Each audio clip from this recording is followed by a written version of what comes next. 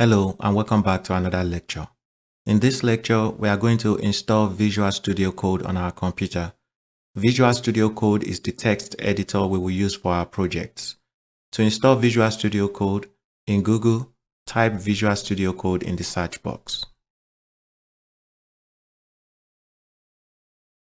Once you type Visual Studio Code, press enter.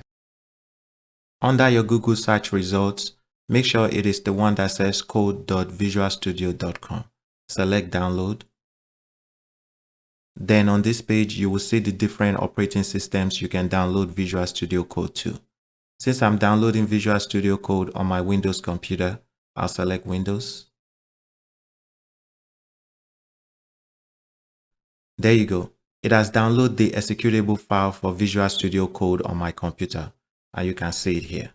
I'm going to right-click on it and click Show in Folder.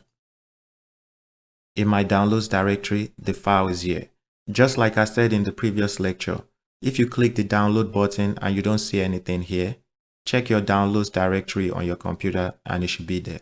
Once you've seen the executable file in the Downloads directory, double-click on it to start the installation.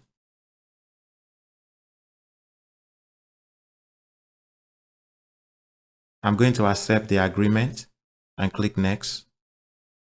Then I'll click Next again. I'll click Next again. Click Next and click Install.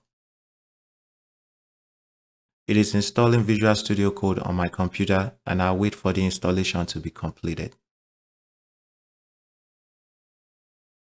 Once the installation has been completed, you can click Finish. And if you check this box, it would open it for the first time. So I'll click Finish. We have successfully installed Visual Studio Code on our computer. If you have any questions or there's any part of this lecture you don't understand, please leave your comments below. Thank you, and I'll see you in the next lecture. Bye.